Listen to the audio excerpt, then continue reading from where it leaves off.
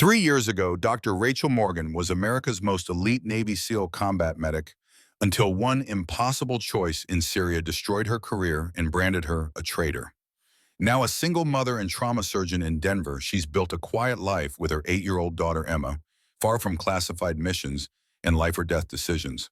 But when a black ops team becomes trapped in Eastern Europe with a weaponized biological agent that could kill millions, there's only one person with the medical expertise and tactical skills to pull off the rescue. The same woman the Navy abandoned. The same woman who swore never to serve again. What starts as a rescue mission explodes into a deadly conspiracy when Rachel discovers the truth. This isn't terrorism, it's treason at the highest levels of the CIA. A rogue deputy director has been selling American biological weapons to foreign enemies, and she's willing to sacrifice entire cities to protect her secrets. Now Rachel faces an impossible choice. The conspiracy threatens not just American lives, but her daughter Emma. To expose the truth, she'll need to make the most difficult shot of her career, an 1,800-meter impossibility that will either save her country or cost her everything. They called her Phoenix because she rose from the ashes of impossible situations. But this time the enemy isn't across enemy lines, it's within her own government. And the shot that could change everything might be the one she never saw coming. Can a disgraced hero find redemption when her daughter's life hangs in the balance? Will she choose personal safety or expose a conspiracy that reaches the highest levels of power? And when the final moment comes between vengeance and justice, what will Phoenix choose? This is the story of a mother, a warrior, and the impossible shot that proved honor still matters in a world of betrayal. If you love stories of military valor, impossible odds, and the courage to stand for truth, no matter the cost, hit that like button and subscribe for more incredible true-to-life military thrillers. This is a story you won't want to miss. They threatened my daughter. Navy SEAL mom's impossible shot against government conspiracy. The fluorescent lights of Denver General Hospital cast their sterile glow across the trauma bay as Dr. Rachel Morgan moved with the practiced precision of someone who had performed emergency surgery under Taliban mortar fire. The patient on her table was a 26-year-old gang member, 3 gunshot wounds to the torso that should have been fatal. But Rachel Morgan didn't believe in should-have-beens. Her hands moved with fluid certainty, controlling the bleeding from a severed hepatic artery, while her surgical team responded to her calm commands. At 31 years old, she looked younger than her years, with shoulder-length auburn hair pulled back in a surgical cap and steel blue eyes that never left her work. But those eyes carried shadows that had nothing to do with the hospital's harsh lighting. "Vitals are dropping, doctor," called out Nurse Jennifer Martinez, her voice tight with controlled urgency. "He's not dying on my table," Rachel said quietly, her tone carrying the absolute authority of someone who had commanded life-or-death situations in places most Americans would never see.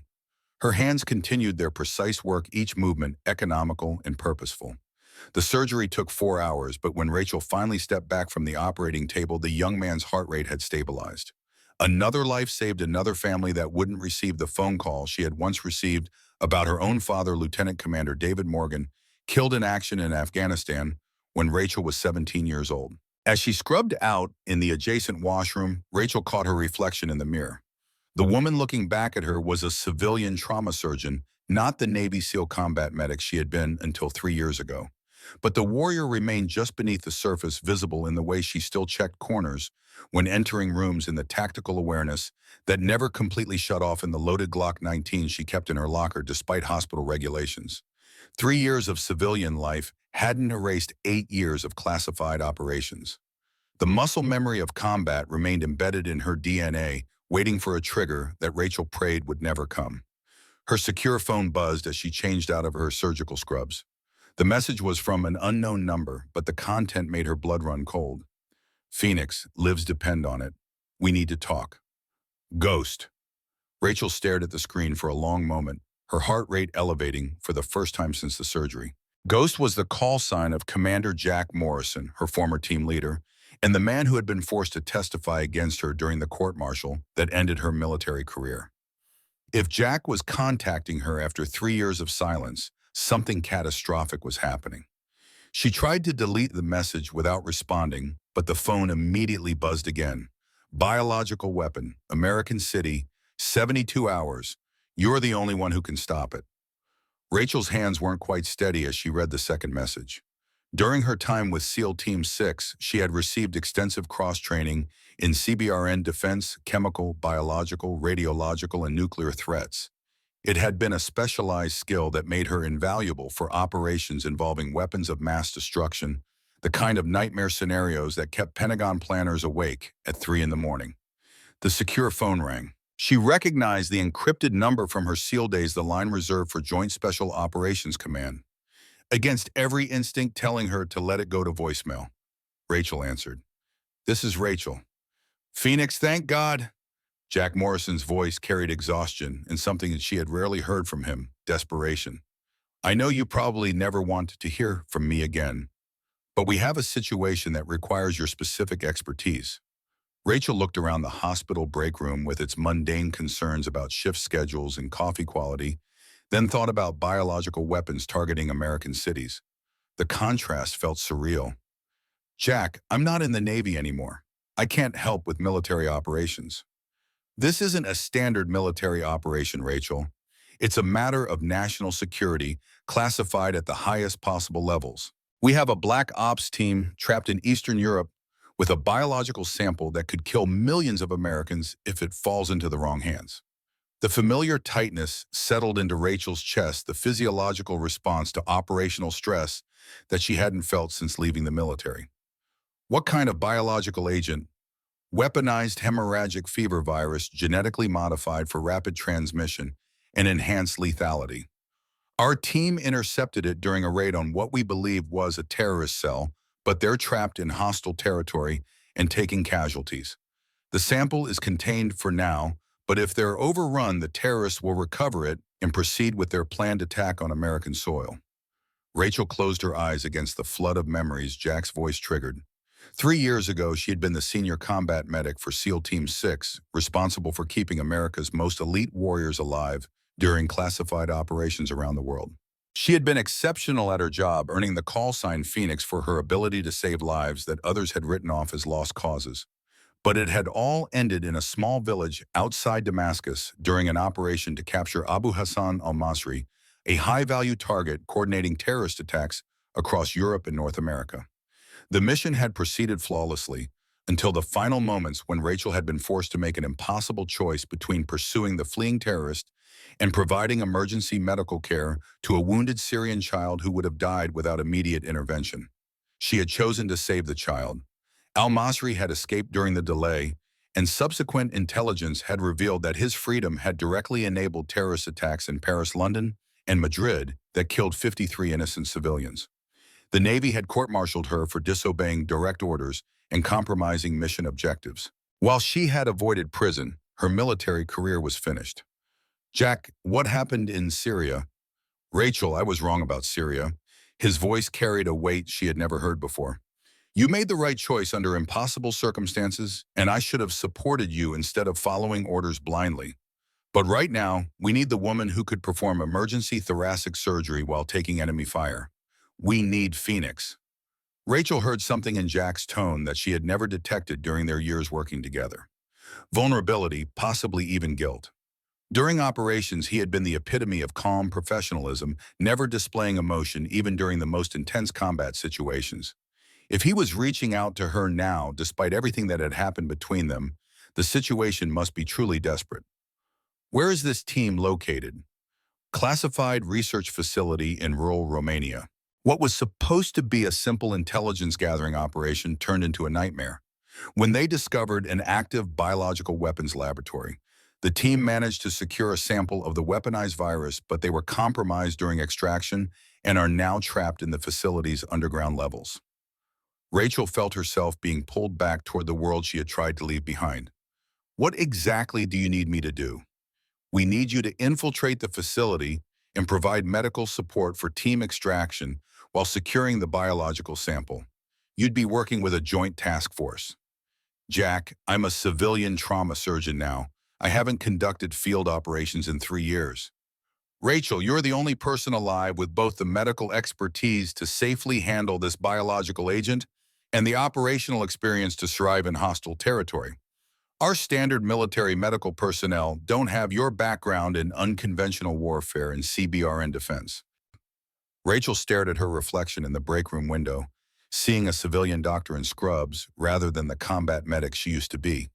But underneath the surface, she could feel a phoenix stirring. Then reality crashed back in Emma. Jack, I can't. I have a daughter. There was a pause on the other end of the line. I didn't know you had a child, Rachel.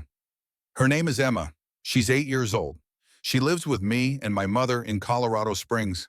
If I don't come home from this mission, she loses the only parent she has left. Rachel, I understand completely. But there are 4 men trapped in that facility. One of them is Lieutenant Commander Michael Torres. You remember Torres from Kandahar province? Rachel closed her eyes. Torres had been her spotter during a mission where she had made a 1,650-meter shot to eliminate a Taliban commander who was coordinating an attack on a forward operating base. He had saved her life twice during operations in Afghanistan, carrying her to extraction after she had been wounded, providing medical care to a fallen SEAL. Torres has a family too, Jack continued quietly. 2 daughters ages 6 and 9.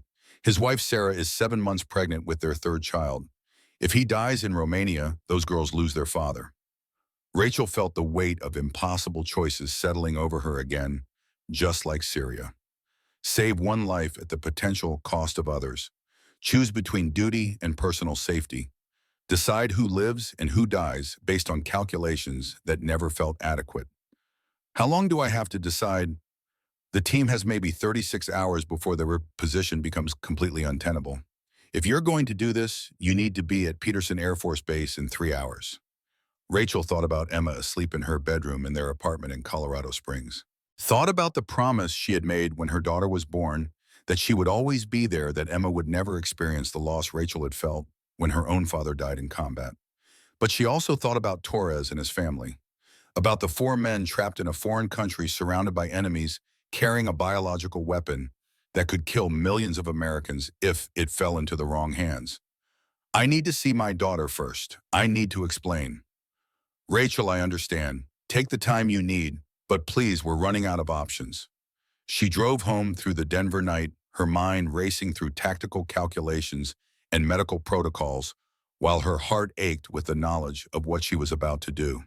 The apartment was quiet when she entered, her mother Margaret asleep in the guest room, Emma tucked safely in her bed, surrounded by stuffed animals and drawings of families with smiling mothers who never left for dangerous missions. Rachel sat on the edge of Emma's bed, gently brushing auburn hair from her daughter's forehead. Emma stirred her gray eyes, so much like Rachel's father's eyes blinking open in the darkness. Mommy, is it morning already?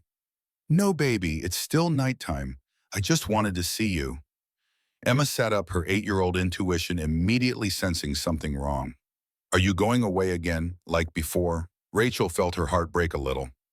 Emma had been 5 years old during the Syria operation, too young to understand why her mother had suddenly stopped coming home in uniform, why there had been lawyers and hearings, and finally a terrible day when Rachel had come home and told her that Mommy wasn't going to be a Navy doctor anymore. I need to go help some people who are in trouble, but I promise I'll come back. You promised before, Emma said quietly, and then you were gone for a long time, and when you came back, you were sad. Rachel pulled her daughter close, breathing in the scent of children's shampoo and innocence. Emma, sometimes grown-ups have to make really hard choices. Sometimes we have to help people even when it's scary or dangerous, because that's what makes us who we are. Are the people you're helping bad people? No, baby.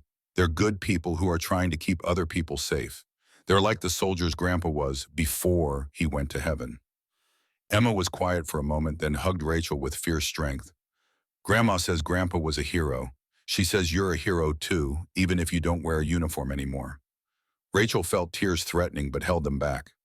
Heroes are just people who try to do the right thing even when it's really hard.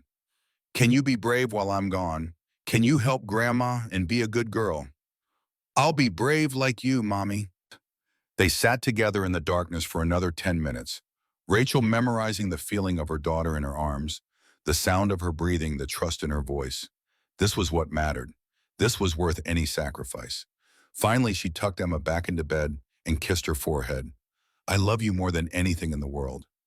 Remember that, okay? I love you too, Mommy. Come back safe.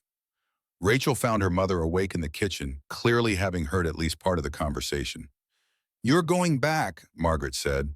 It wasn't a question. "Just for a few days. 4 men are trapped overseas. One of them saved my life in Afghanistan." Margaret Morgan had been a Navy wife for 23 years before becoming a Navy widow. She understood duty and sacrifice in ways that most people never would. But she also understood loss. Emma needs her mother, Rachel.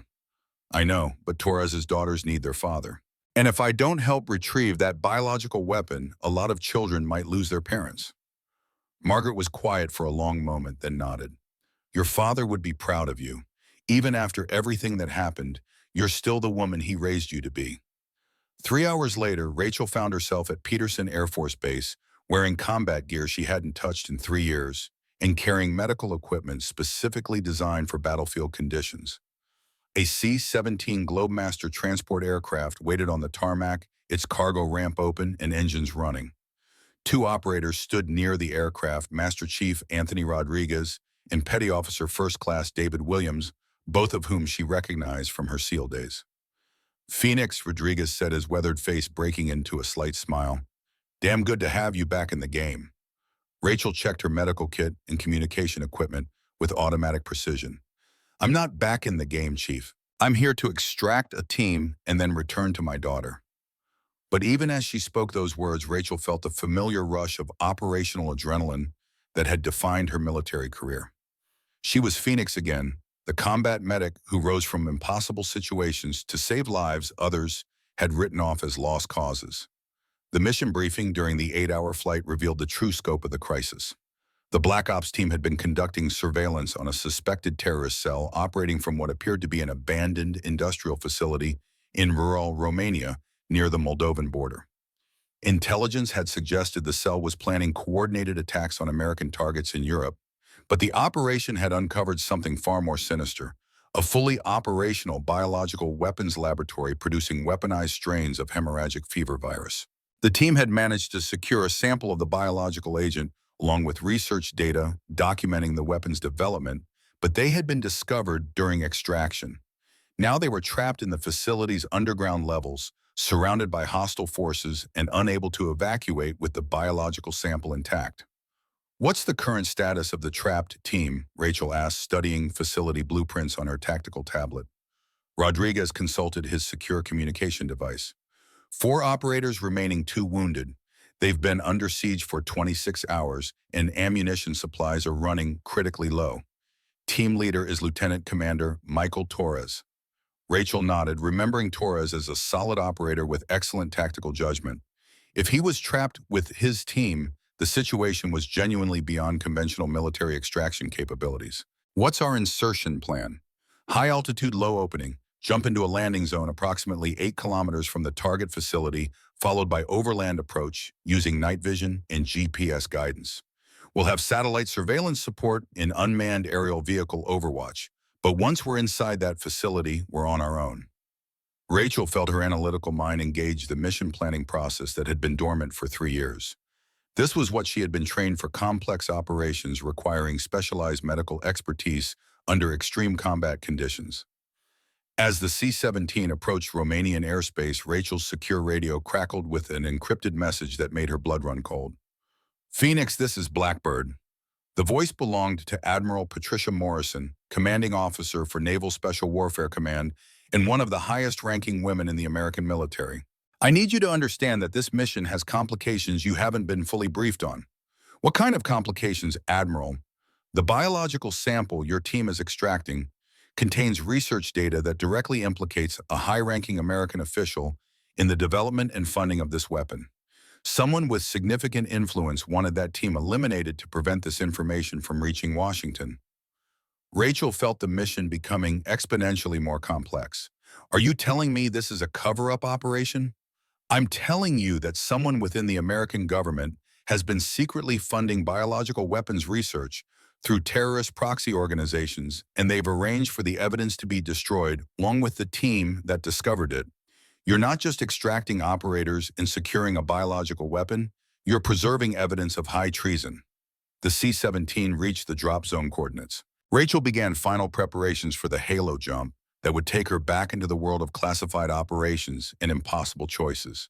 But this time the enemy wasn't just foreign terrorists, it was someone within her own government willing to sacrifice American soldiers to protect their criminal conspiracy. Rodriguez Williams, she said as they prepared to exit the aircraft into darkness above Romania, this mission just became significantly more complicated than we were told. How so, Doc Sauls? We're not just fighting terrorists. We're fighting a conspiracy that reaches into the highest levels of American government, and someone wants us dead to protect their secrets. The three operators jumped into the night sky above Romania, their parachutes deploying silently as they descended toward a mission that would test everything they had learned about loyalty duty and the true cost of protecting American lives from those who would betray their trust. Rachel felt Phoenix awakening fully for the first time in 3 years, ready to prove that some choices were worth any sacrifice. But as she descended through the darkness, her thoughts were with Emma and the promise she had made to come home safely. The Romanian countryside stretched endlessly below them as Rachel Rodriguez and Williams descended through darkness at 12,000 feet, their black parachutes invisible against the moonless sky. The landing zone was a small clearing 8 kilometers from the target facility, chosen for concealment from both ground observation and aerial surveillance. The landing was textbook perfect, all three operators touching down within 50 meters of each other in the designated clearing. They quickly buried their parachutes and established communications with satellite overwatch before beginning overland movement toward the facility. The terrain was challenging. Dense forest broken by rocky outcroppings and steep ravines that provided cover but slowed progress significantly. "Phoenix, this is Overwatch," came the voice of their tactical coordinator through encrypted communication. "Thermal imaging shows approximately 20 hostile personnel surrounding the facility with additional heat signatures and vehicles positioned at potential escape routes. Your team is still alive in underground levels, but their situation is deteriorating rapidly." Rachel adjusted her night vision goggles and checked GPS coordinates on her tactical display. "Understood, Overwatch. Status of the biological sample. Still secure in team possession, contained in specialized transport case designed for hazardous materials. However, if the team is overrun, hostiles will have access to enough weaponized virus to contaminate water supplies in multiple major American cities." The three operators moved through forests with silent efficiency, using hand signals and predetermined routes to avoid detection. Rachel carried her standard combat medical kit, along with specialized equipment for handling biological hazards, including portable containment units and chemical neutralization agents that could destroy the weaponized virus if necessary. After 2 hours of careful movement through difficult terrain, they reached an observation position overlooking the target facility. What Rachel saw through surveillance equipment made her blood run cold. The facility was not the abandoned industrial complex described in their briefing. Instead, it was a modern research installation with multiple buildings, sophisticated security systems, and infrastructure, suggesting significant financial backing. More disturbing was the collection of vehicles in the parking area, black SUVs with diplomatic plates and military vehicles that appeared to be American surplus. "Rodriguez, are you seeing this?" Rachel whispered into her communication device. "Yeah, Doc, this doesn't look like any terrorist hideout I've ever seen. This looks like a legitimate government research facility." Williams was studying the facility through high-powered surveillance optics. "Phoenix, I'm counting at least 40 personnel equipped with military-grade weapons and tactical gear. This is way beyond the capabilities of a standard terrorist cell." Rachel felt suspicion coiling in her gut as she realized their mission briefing had been deliberately misleading. "Overwatch, this is Phoenix. Facility does not match the intelligence we were provided. Request clarification on the true nature of this operation." There was a long pause before response came, and when it did, the voice was different, older, more authoritative. "Phoenix, this is Control. Your mission parameters remain unchanged. Extract the team and secure the biological sample. Do not deviate from assigned objectives." Something in the tone triggered Rachel's operational instincts. During her years with SEAL Team 6, she had learned to trust her intuition about when situations were not what they appeared to be. "Control, I need clarification on the nature of this facility and the identity of personnel we're engaging." "Phoenix, you are not authorized to request that information. Proceed with your assigned mission." Rachel made a decision that would have significant consequences. Instead of immediately moving to the facility, She activated her emergency communication protocol and attempted to contact Admiral Morrison directly.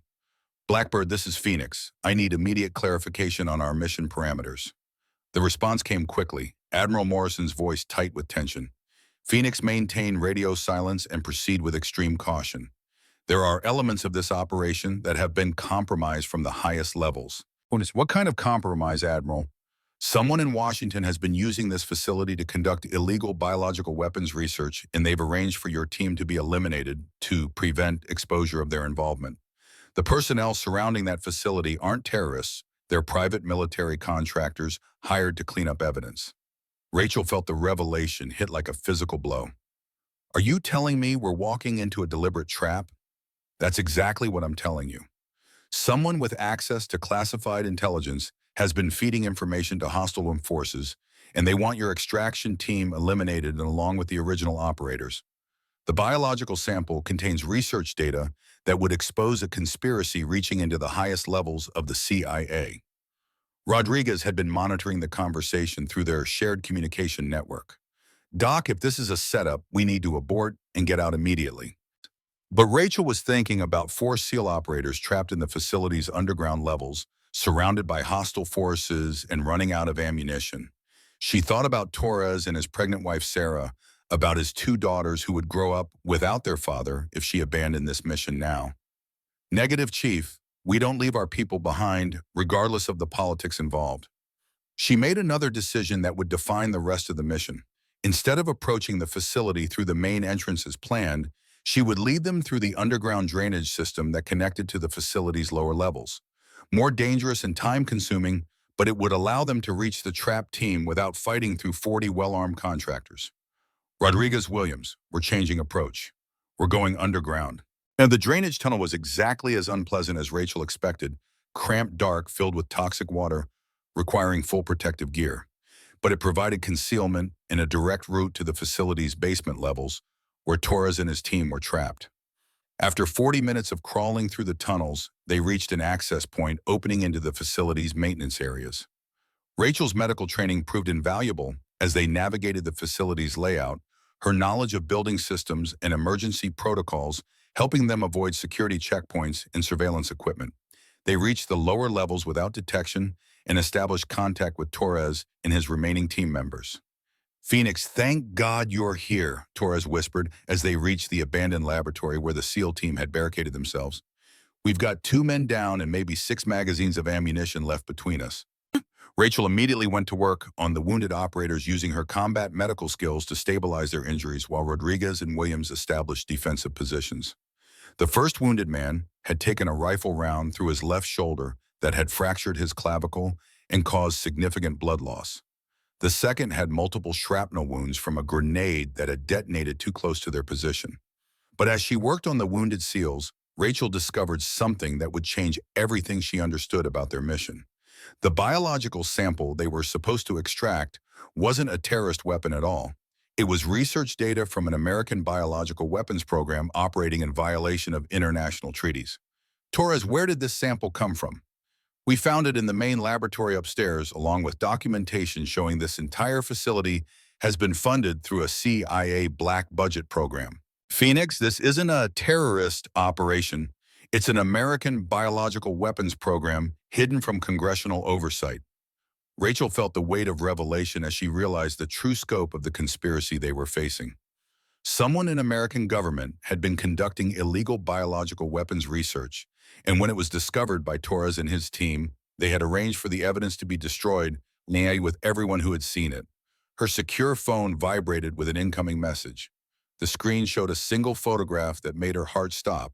Emma playing in the yard of their Colorado Springs home with her grandmother Margaret. The message below the photo was simple and chilling. "Dr. Morgan choices have consequences. Destroy the evidence and come home to your daughter." Rachel stared at the image of Emma laughing in the sunshine, unaware that her mother was 8,000 miles away, making decisions that could determine whether she would ever see her child again. The threat was clear: cooperate with the cover-up or Emma would pay the price. "Phoenix, this is Control," came the voice through their communication system. "What is your status on bums?" Instead of responding, Rachel made a decision that would mark the point of no return. She activated her emergency beacon and sent a coded message directly to Admiral Morrison. Blackbird, this is Phoenix. The biological sample contains evidence of American government involvement in illegal weapons research. Request immediate extraction and protection for this evidence. Also advise my daughter has been photographed and threatened. Repeat, family member compromised. The response came not from Admiral Morrison, but from a voice Rachel didn't recognize, cold female and carrying absolute authority. Dr. Morgan, this is Deputy Director Patricia Hayes, CIA. You and your team are to destroy the biological sample and eliminate all evidence of this operation. That is a direct order from the highest levels of government. As for your daughter, her safety depends entirely on your cooperation. Rachel felt everything click into place as she realized the identity of the person behind the conspiracy. Deputy Director Hayes had been using CIA resources to fund illegal biological weapons research, and when it was discovered, she had arranged for the evidence to be destroyed and the witnesses eliminated. Now she was threatening Emma to ensure Rachel's compliance. Negative, Deputy Director. We don't destroy evidence of American war crimes, and if anything happens to my daughter, there won't be a place on earth you can hide. Dr. Morgan, you will follow orders, or you will be considered a hostile combatant and dealt with accordingly. Your daughter's safety is not a negotiation. It was then that Rachel heard the sound confirming her worst fears, heavy footsteps of armed personnel moving through the facility above them. Hayes hadn't just given orders to destroy evidence, she had sent additional forces to ensure that order was carried out permanently and to demonstrate that Emma's safety hung by a thread. Rodriguez, Williams, Torres, we've got company coming. Multiple hostiles moving in our direction. The sound of automatic weapons fire echoed through the facility as Hayes's contractors began their final assault on the laboratory where Rachel and her team were positioned. But instead of panic, Rachel felt the calm focus that had made her Phoenix, the combat medic, who thrived under impossible conditions. She thought of Emma threatened by people who were supposed to protect American families. Thought of Torres and his pregnant wife of Rodriguez and Williams, who had followed her into this nightmare of the 4 wounded SEALs who had discovered truth that powerful people wanted buried. Torres secured that biological sample and all research documentation. Rodriguez, Williams established fields of fire covering main approaches. We're going to fight our way out of this facility against American contractors working for a traitor in the CIA. As the first enemy personnel appeared in the laboratory doorway, Rachel realized their mission had evolved far beyond a simple extraction operation. They were now fighting to preserve evidence that could expose one of the most serious intelligence conspiracies in American history and to protect the innocent lives threatened by those who would sacrifice anything to keep their secrets. The battle for the underground laboratory had begun, and Phoenix was ready to prove that some truths were worth any sacrifice to protect. But in the back of her mind, Emma's face smiled from that photograph, and Rachel knew that this time the stakes were more personal than they had ever been before. She had to survive. She had to win. She had to get home to her daughter. Because heroes weren't just people who did the right thing when it was easy. They were people who protected the innocent even when it cost them everything. And Rachel Morgan had made a promise to an 8-year-old girl that she intended to keep. The gunfire was immediate and intense as Hayes's contractors attempted to breach the laboratory where Rachel and her team had established their defensive position. The room provided excellent cover with heavy equipment and reinforced walls, but they were outnumbered at least 8-1 and running critically low on ammunition.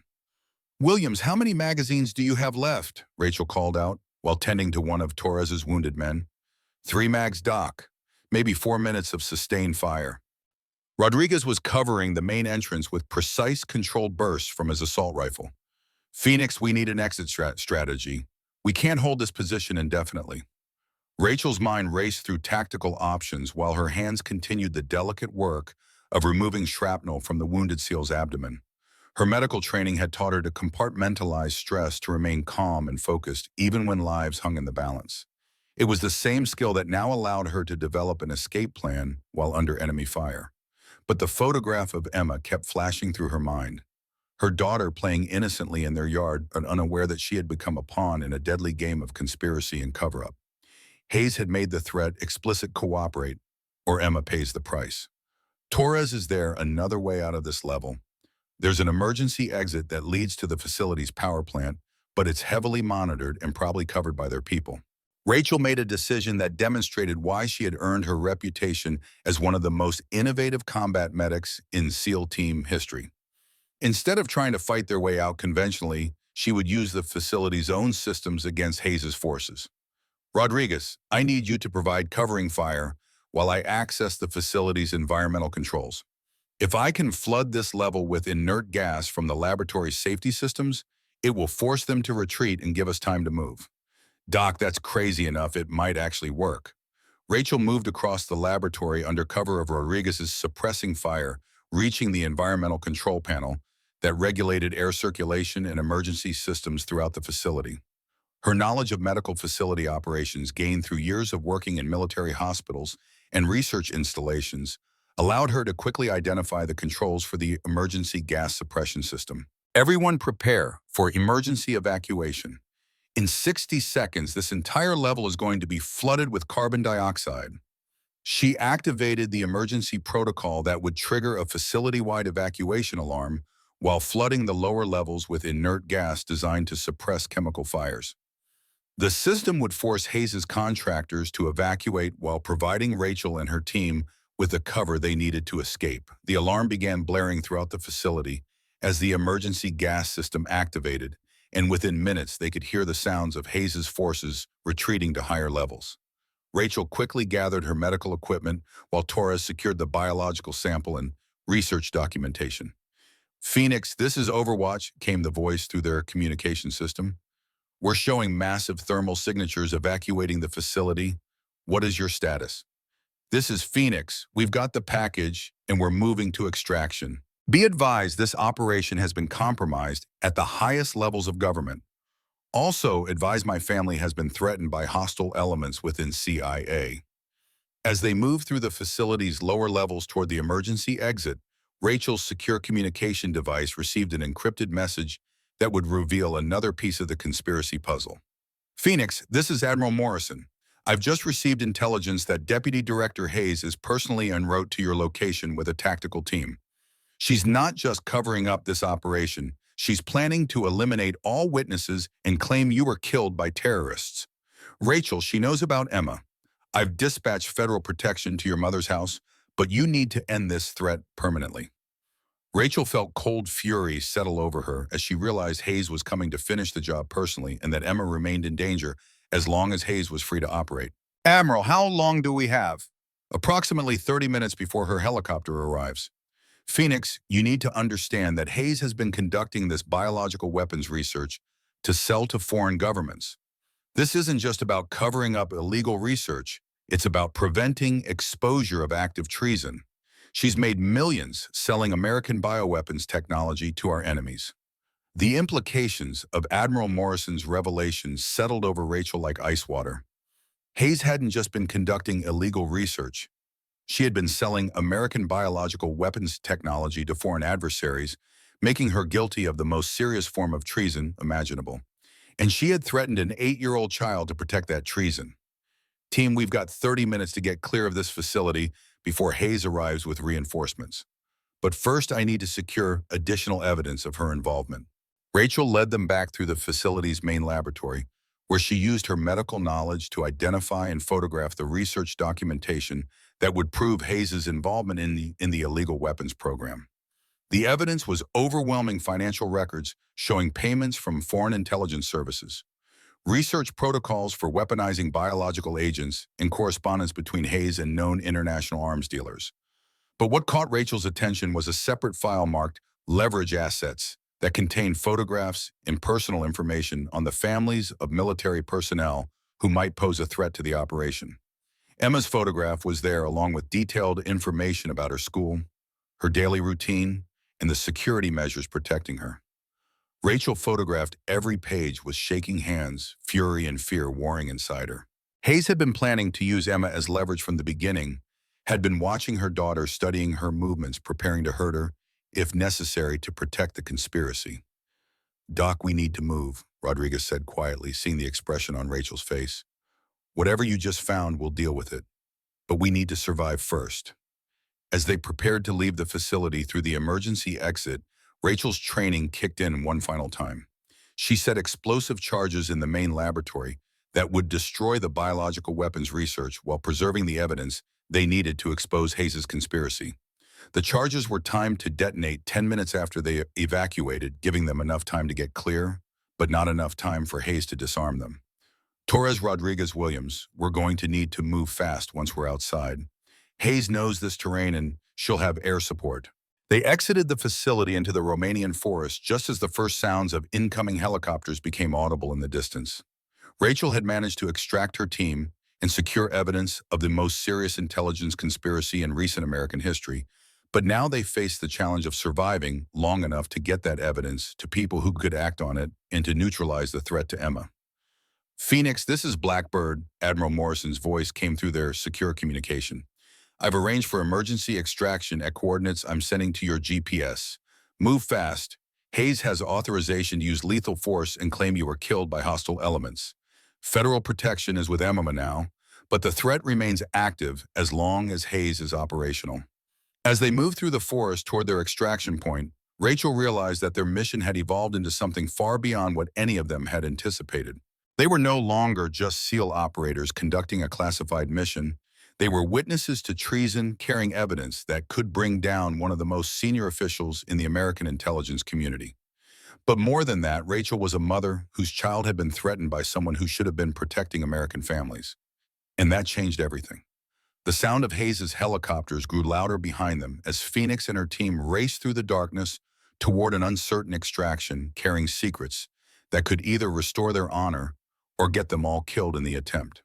The Romanian forest erupted with the sound of helicopters as Deputy Director Patricia Hayes arrived with a tactical team that included some of the most dangerous private military contractors in the world. Rachel and her team had a 15-minute head start, but they were carrying 2 wounded men and moving through terrain that favored pursuit helicopters equipped with thermal imaging systems. Phoenix, this is Overwatch, came the voice through their emergency communication system. I'm tracking 3 helicopters converging on your position with ground vehicles moving to cut off your escape routes. Your extraction point is still 8 kilometers away. Rachel checked on the wounded SEALs as they moved through the dense forest. Both men were stable but struggling with the physical demands of rapid movement through difficult terrain. Torres was carrying the biological sample and research documentation while Rodriguez and Williams provided rear security against the pursuing forces. How long before Hayes' people catch up to us? Rodriguez asked, his voice tight with controlled tension. Rachel consulted her GPS and tactical display. At our current pace, maybe 20 minutes before they have us bracketed. We need to find a defensive position where we can make a stand. It was then that her tactical training provided the solution that would define the final phase of their mission. Instead of continuing to run from Hayes' superior forces, she would turn the pursuit into an ambush that would allow them to capture Hayes and her evidence of treason. But the decision was complicated by one terrible reality. As long as Hayes was alive and free, Emma remained in danger.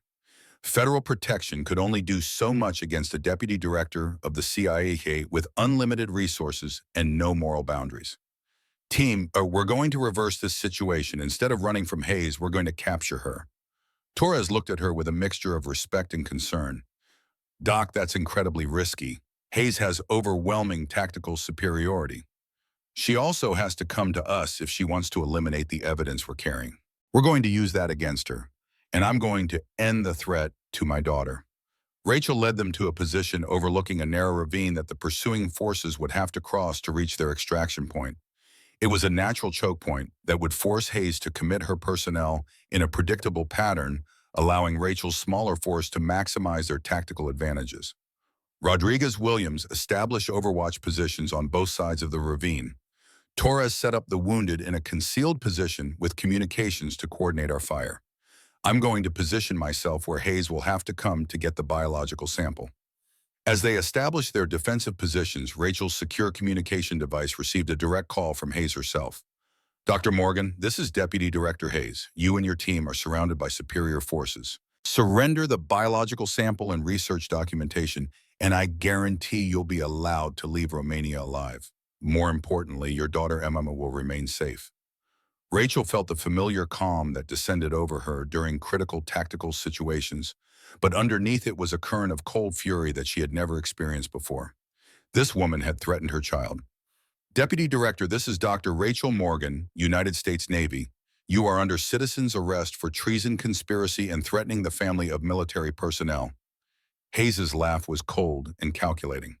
Dr. Morgan, you're a disgraced former naval officer with no authority to arrest anyone.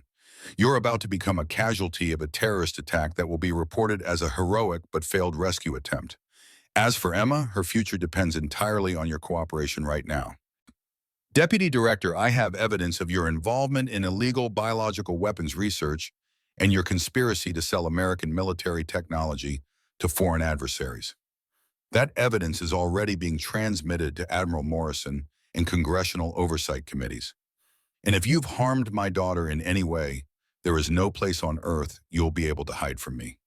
There was a long pause before Hayes responded, and when she did, her voice carried a dangerous edge that confirmed Rachel's assessment of the threat they were facing.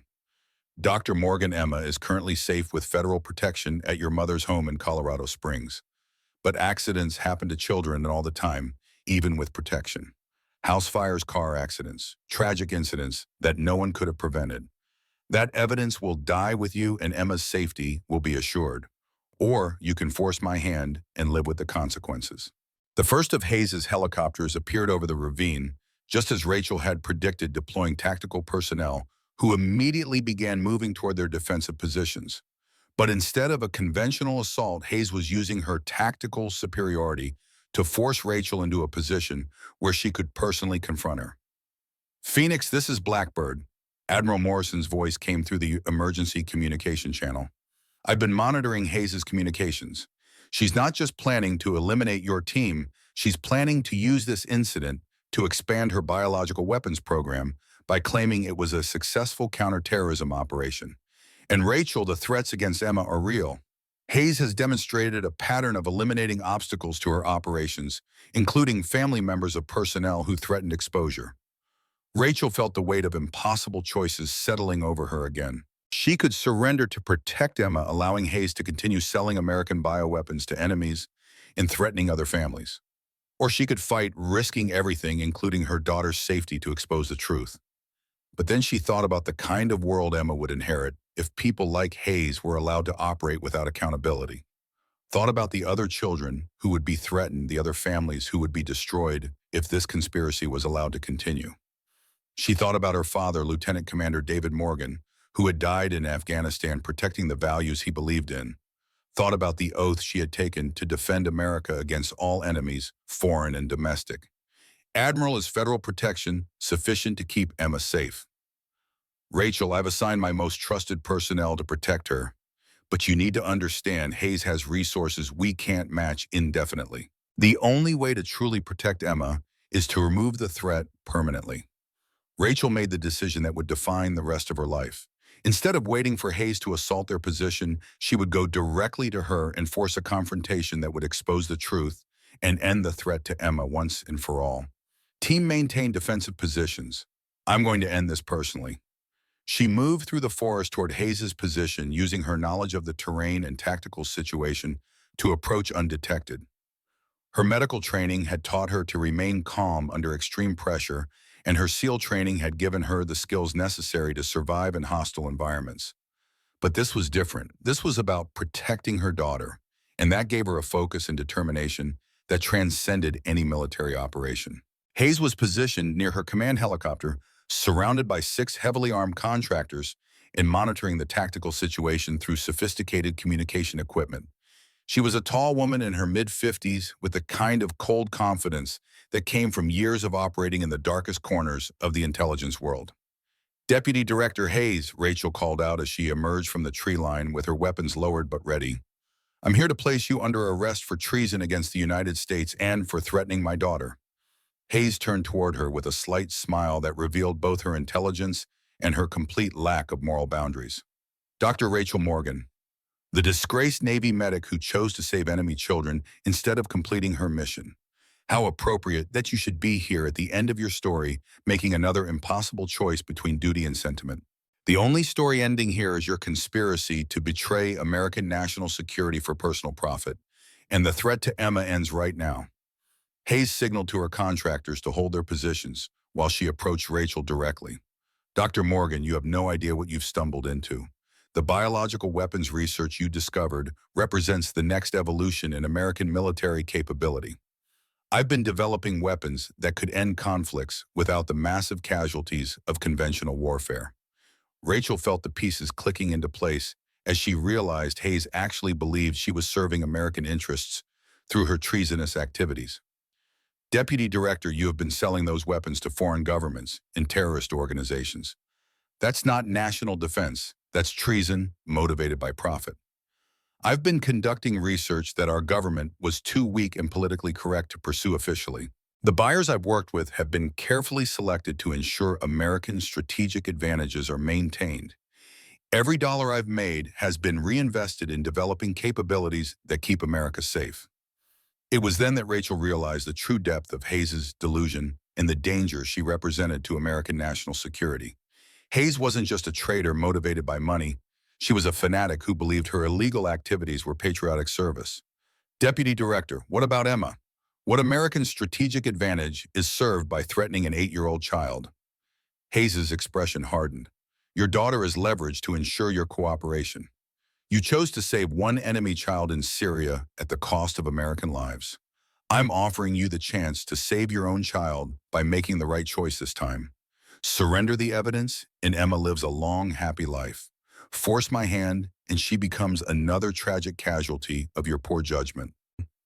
The confrontation that followed would determine not just their personal fates, but the future of American biological weapons policy and the accountability of intelligence officials who operated beyond legal oversight. Rachel's response was swift and decisive, using her SEAL training to close the distance while avoiding lethal force. But as they struggled, Hayes triggered an emergency protocol that would have devastating consequences. All units Phoenix has gone rogue and is attempting to steal classified biological weapons. Eliminate all personnel in the operational area and activate the Colorado Springs contingency. Remove the obstacle at the Morgan residence. The sound of automatic weapons fire erupted throughout the forest as Hayes's contractors moved to eliminate Rachel's team. But Rodriguez, Williams, and Torres were ready for the assault, using their defensive positions to devastating effect against the attacking forces. Rachel heard Hayes's order about the Colorado Springs contingency and felt ice-cold terror flood through her. Hayes had just ordered an attack on Emma. Phoenix, this is Rodriguez. We've got them pinned down, but we need you to end this quickly. And Doc, I just intercepted communications about a team moving on your daughter's location. Rachel subdued Hayes using non-lethal force, securing both her and the evidence needed to prove the full scope of her treasonous conspiracy. But as she prepared to evacuate with her prisoner and the biological weapons evidence, she received a communication that made her heart stop. Mommy? Emma's voice came through Rachel's secure phone, small and frightened. Mommy, there are bad men outside Grandma's house. The police are here, but Grandma is scared. When are you coming home? Rachel's hands shook as she realized Hayes had arranged for the attack to happen, while Emma was on the phone ensuring that Rachel would hear her daughter's fear. Baby, listen to me very carefully. Stay inside with Grandma and do exactly what the police tell you to do. Mommy is coming home very soon and everything is going to be okay. The police say we might have to leave. I don't want to leave, Mommy. I want you. I know, baby. I want you too. But you need to be brave right now, just like we talked about. Can you be brave for me? I'll be brave, like you, Mommy. Please come home. The call ended and Rachel looked down at Hayes with cold fury in her eyes. If anything happens to my daughter, I will spend the rest of my life making sure you pay for it in ways you can't imagine. Hayes smiled despite being restrained. The Colorado Springs team has authorization to use whatever force is necessary to complete their objective. Your daughter's fate is already sealed unless you surrender that evidence right now. It was at that moment that Rachel received a communication that would provide a critical piece of information. Phoenix, this is Ghost. Jack Morrison's voice came through her secure channel. I've been monitoring the situation from JSOC. The team moving on Emma's location is being intercepted by federal tactical units coordinated by Admiral Morrison. Emma is safe. Repeat, Emma is safe. The threat has been neutralized. Rachel felt relief flood through her, followed immediately by renewed determination. Hayes had failed to hurt Emma, but the attempt had proven that she would stop at nothing to protect her conspiracy. Hayes, you're going to survive this, and you're going to face justice for your crimes, including the attempted murder of my daughter.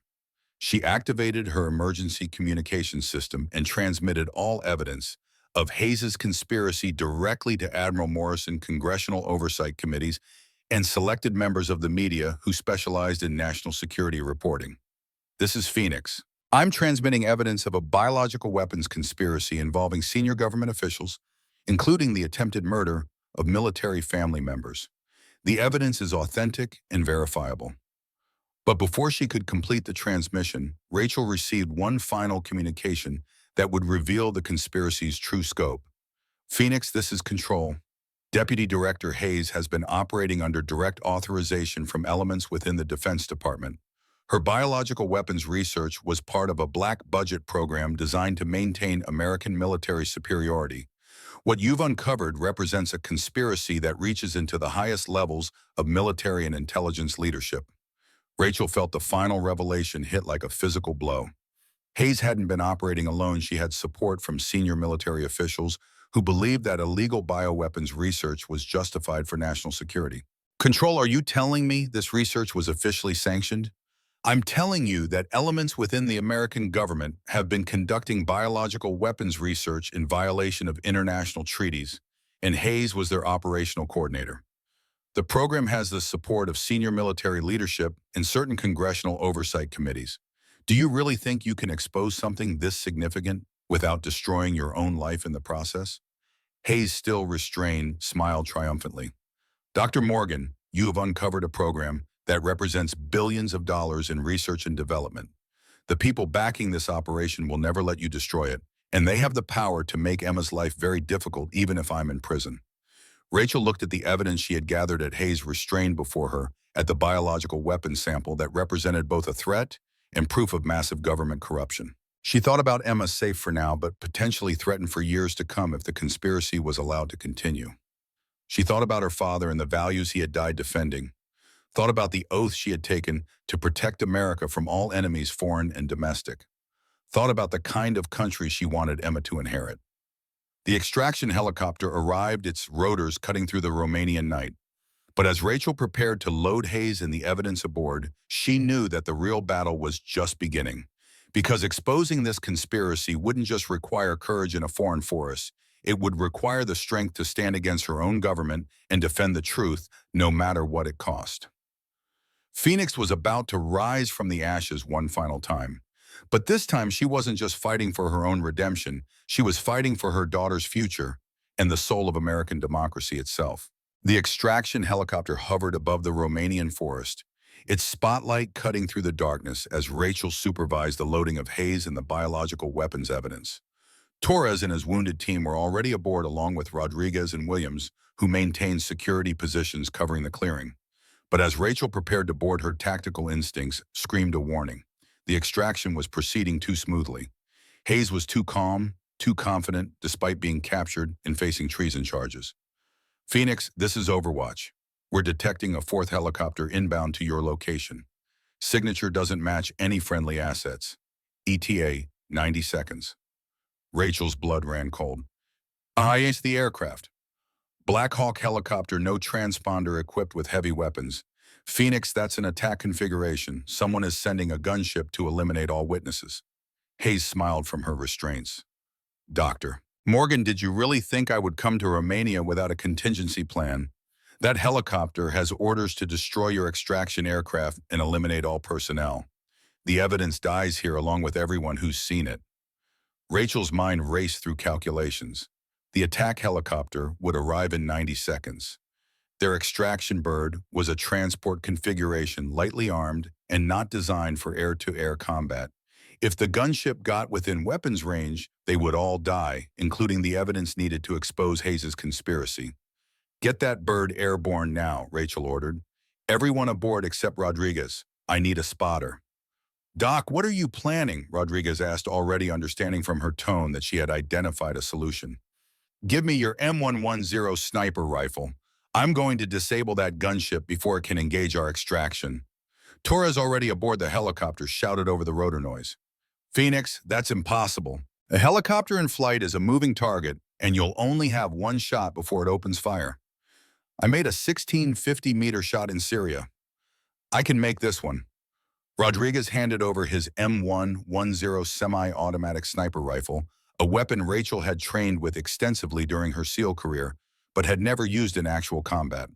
The rifle was accurate to roughly 800 meters against stationary targets, but what she was about to attempt had never been part of her formal training.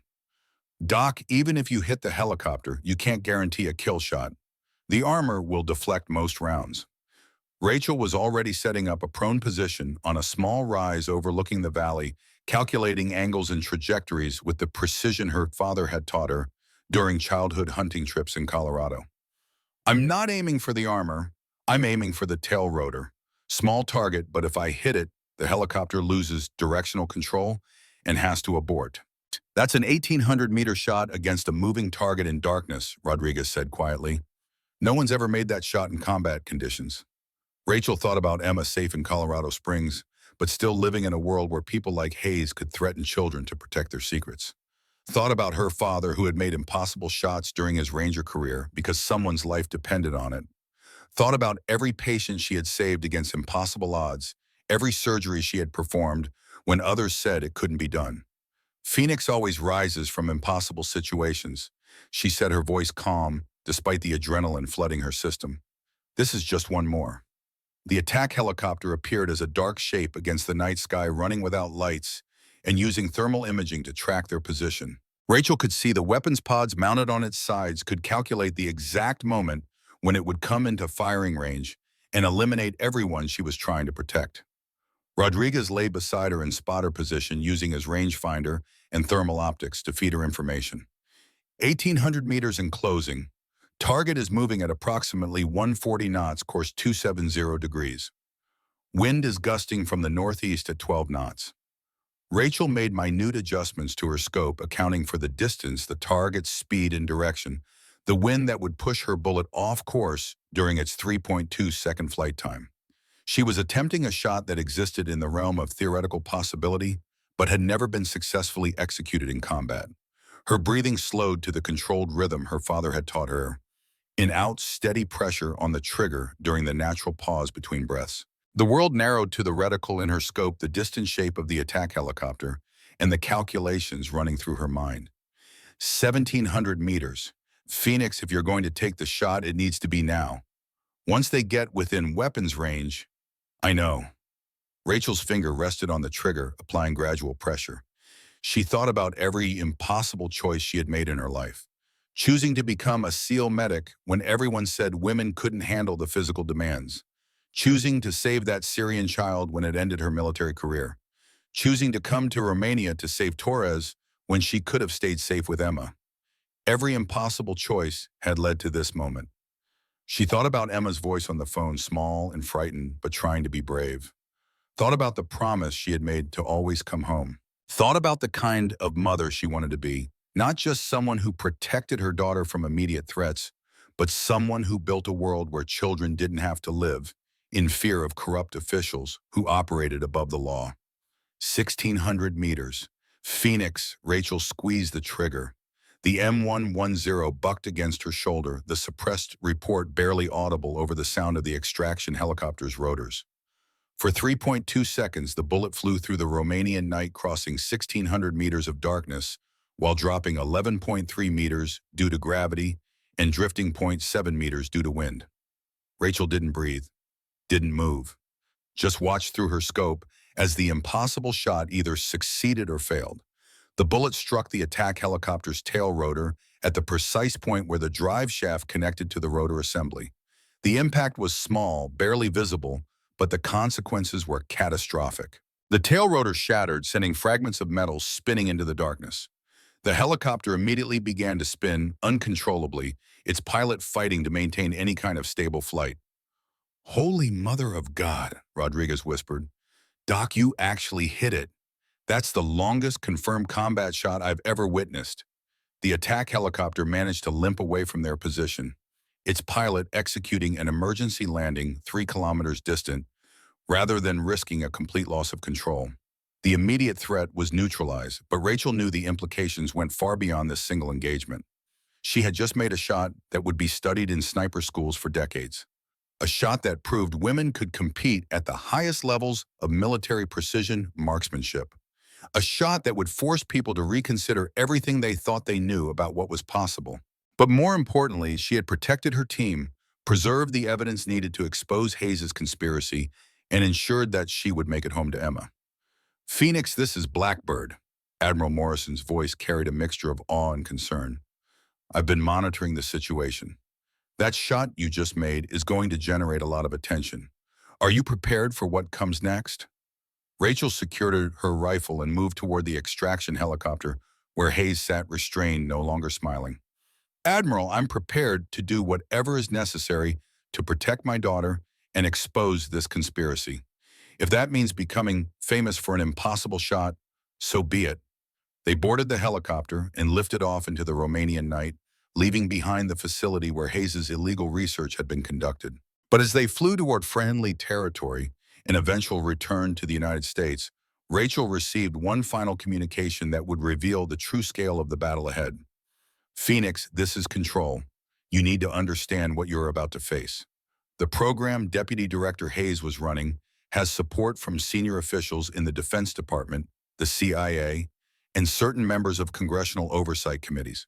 These people have spent billions of dollars developing illegal bioweapons capabilities, and they're not going to let one SEAL medic and a fancy rifle shot destroy their investment." Rachel looked at the biological weapons sample at the documented evidence of treason and conspiracy at Hayes, who represented just one part of a much larger network of corruption. "Control, are you telling me that prosecuting Hayes won't end this?"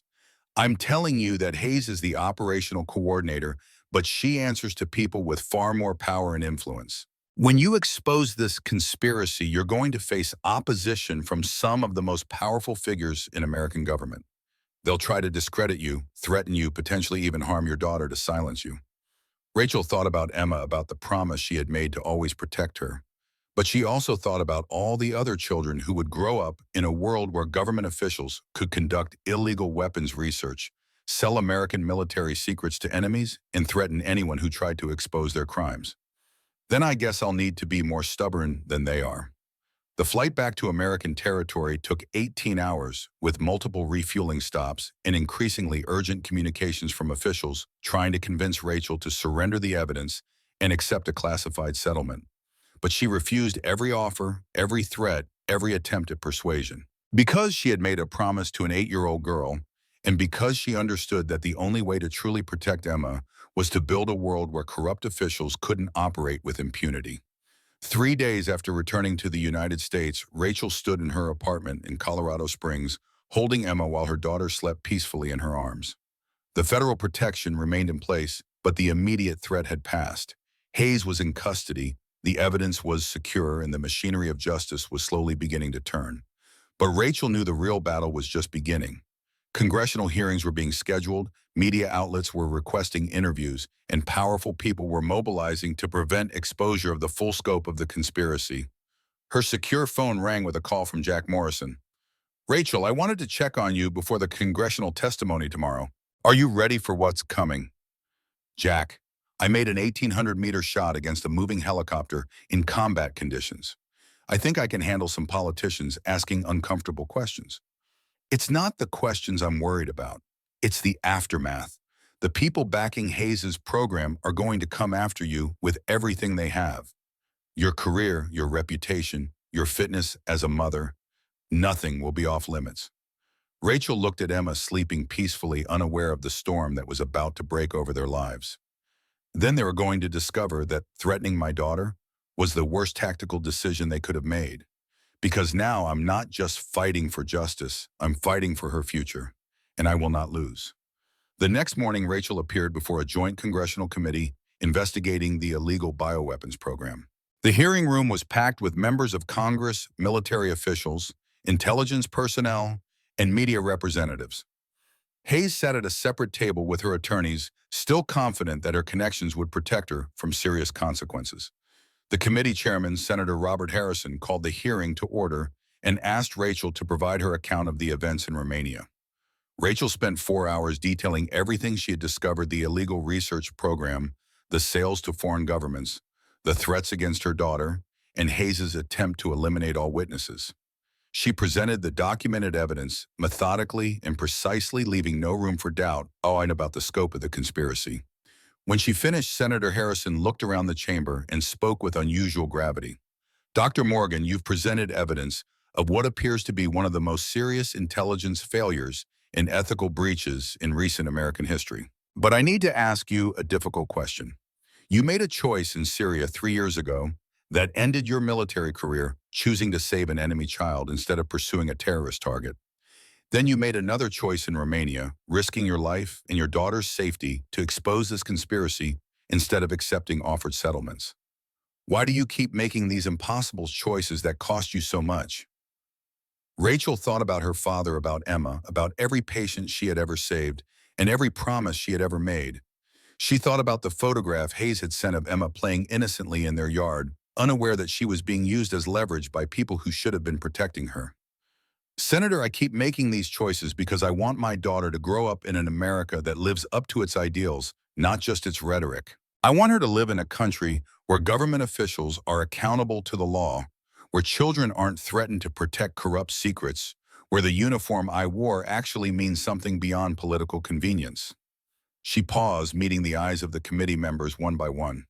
My father was Lieutenant Commander David Morgan, killed in action in Afghanistan, protecting the values he believed this country stood for. He taught me that honor isn't about following orders blindly, it's about having the courage to do what's right, even when it costs you everything. In Syria, I chose to save a child's life because that's what American military personnel are supposed to do. We protect the innocent even when they're technically our enemies. That choice cost me my career, but it saved a boy who is now healthy and attending school and contributing to his community. In Romania, I chose to expose this conspiracy because I couldn't stand the thought of Emma growing up in a world where corrupt officials could threaten children with impunity. That choice nearly cost me my life, but it preserved evidence that could prevent this kind of corruption from continuing. Rachel's voice carried absolute conviction as she delivered her final statement. These aren't impossible choices, Senator. They're the only choices consistent with the oath I took to defend America against all enemies, foreign and domestic. And they're the only choices I can live with when I look my daughter in the eye and try to explain what honor means. The hearing room was silent for a long moment. Then Senator Harrison spoke again, his voice thick with emotion. Dr. Morgan, I think I speak for this entire committee when I say that the American people owe you a profound debt of gratitude. You've demonstrated a level of courage and moral clarity that should serve as an example to all of us in government service. But before Rachel could respond, one of the other committee members, Senator Patricia Williamson, known for her close ties to intelligence agencies, interrupted with a sharper tone. Dr. Morgan, while your actions may seem heroic from one perspective, you've also compromised ongoing intelligence operations and potentially damaged American national security capabilities. The bioweapons research program Deputy Director Hayes was coordinating, regardless of its legal status, was providing America with strategic advantages against adversaries who don't constrain themselves with international treaties. By exposing this program, haven't you actually made America less safe? Rachel had been expecting this line of attack. Senator Williamson, with respect, I fundamentally disagree with the premise of your question. A bioweapons program that violates international law, sells American military technology to foreign adversaries, and threatens the children of military personnel doesn't make America safer. It makes America exactly the kind of country we've spent decades fighting against. The strategic advantage of having illegal bioweapons is meaningless if we lose the moral authority that makes American power legitimate in the eyes of the world. And it's certainly meaningless if we're willing to threaten 8-year-old children to protect our secrets. Senator Williamson pressed harder. But Deputy Director Hayes has testified that the threats against your daughter are unauthorized actions by rogue elements, not part of any official policy. Are you certain you're not exaggerating the danger to justify your own actions? Rachel felt cold fury wash over her. She reached into her folder and pulled out the photograph Hayes had sent Emma playing in their yard with detailed intelligence about her daily routine and security vulnerabilities written on the back. Senator, this photograph was taken by Deputy Director Hayes' surveillance team and sent to me while I was in Romania with detailed information about my daughter's schedule and vulnerabilities. The message accompanying it explicitly stated that Emma's safety depended on my cooperation with the cover-up. Are you suggesting I imagined that threat? The photograph was passed among the committee members, and Rachel could see several of them reacting with visible disgust. Senator Harrison cleared his throat.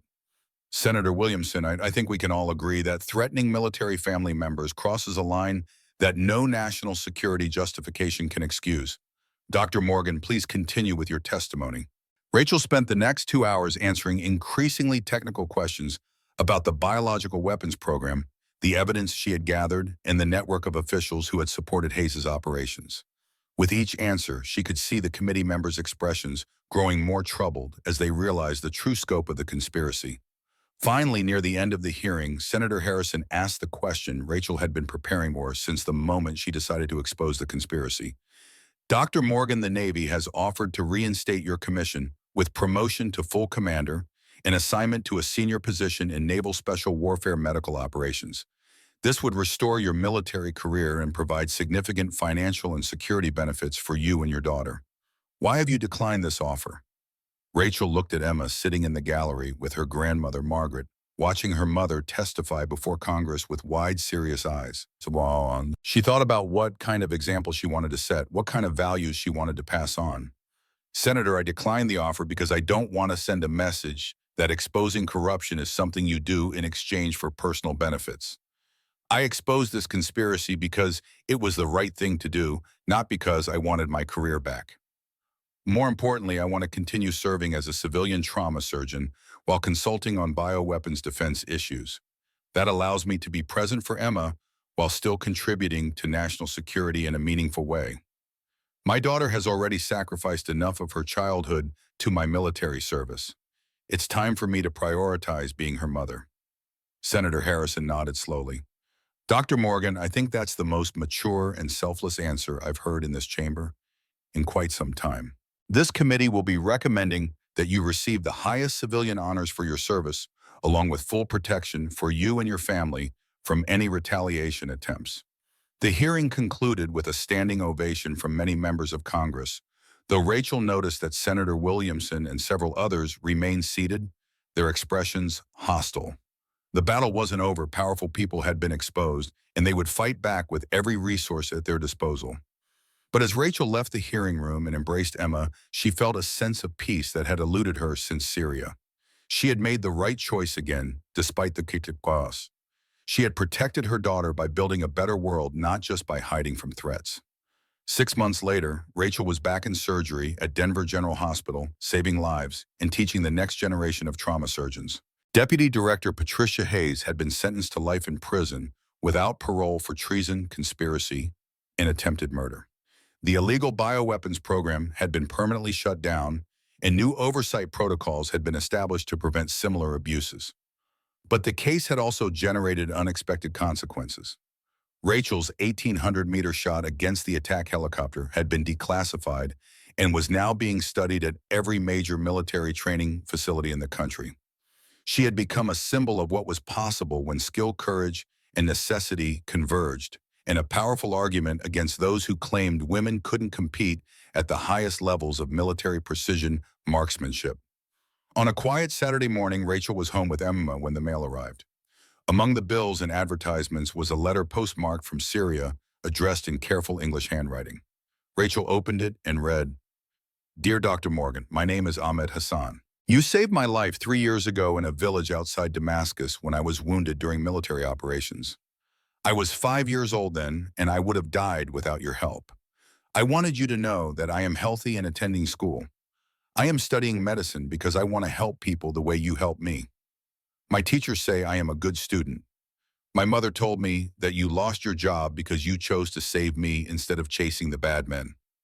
I am sorry that happened, but I want you to know that your choice mattered.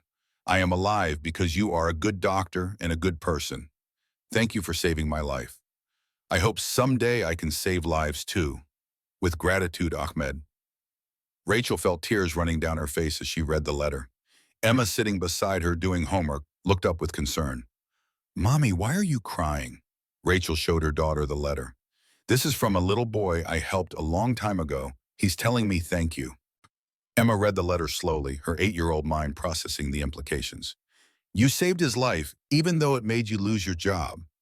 Yes, baby, because his life was more important than my job. Emma was quiet for a moment, then hugged Rachel fiercely.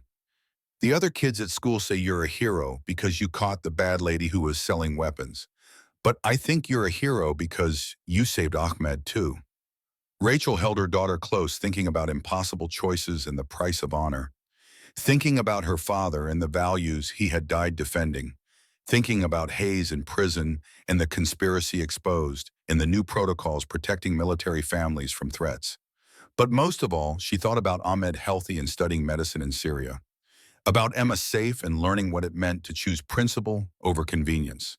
About all the children who would grow up in a slightly better world because someone had been willing to make impossible choices. Emma, do you know what I learned from all of this? What, mommy? That heroes aren't people who never make mistakes or never feel scared. Heroes are people who do the right thing even when it's really hard, even when it costs them everything they have. And sometimes the impossible choice turns out to be the only choice that lets you sleep at night. Emma thought about this seriously. Like when you made the really long shot to stop the bad helicopter. Rachel smiled. Exactly like that. Everyone said it was impossible, but I had to try because people I cared about were depending on me. And it turned out that impossible just meant nobody had done it yet. Can you teach me to shoot like that? Maybe when you're older. For now, I need you to focus on school and being a kid. Let mommy handle the impossible shots for a while longer. They sat together in comfortable silence, mother and daughter, while sunlight streamed through the windows of their Colorado Springs apartment. Outside, federal protection agents maintained their watch, but the immediate danger had passed. Hayes was in prison, the conspiracy was exposed, and new safeguards were in place. Rachel Morgan had risen from the ashes one final time. She had proven that individual courage could change history when guided by moral clarity. She had shown that the impossible was just another word for what nobody had accomplished yet. And she had demonstrated that the most important battles weren't always fought with weapons. Sometimes they were fought with the simple courage to tell the truth regardless of the cost. Phoenix had risen. America was safer for her sacrifice. And an 8-year-old girl in Colorado Springs was learning from her mother that honor still mattered in a world that often seemed to have forgotten what the word meant. The impossible shot had saved lives and exposed conspiracy. But the impossible choice to stand for principle over personal safety, to protect the innocent regardless of cost, to build a better world for the next generation, that choice would echo through the years, inspiring others to rise from their own ashes and prove that impossible was just another word for what nobody had tried hard enough to achieve. And in Syria, a young boy named Ahmed studied his medical textbooks, working toward the day when he could save lives the way a brave American doctor had once saved his. Some choices Rachel understood now were never really impossible. They just required more courage than most people possessed. And that was okay because the world only needed a few people willing to make those choices to keep hope alive for everyone else. She was Phoenix. She had risen from the ashes, and she had made the impossible shot when it mattered most. But more importantly, she was Emma's mother, and that was the identity that mattered most of all.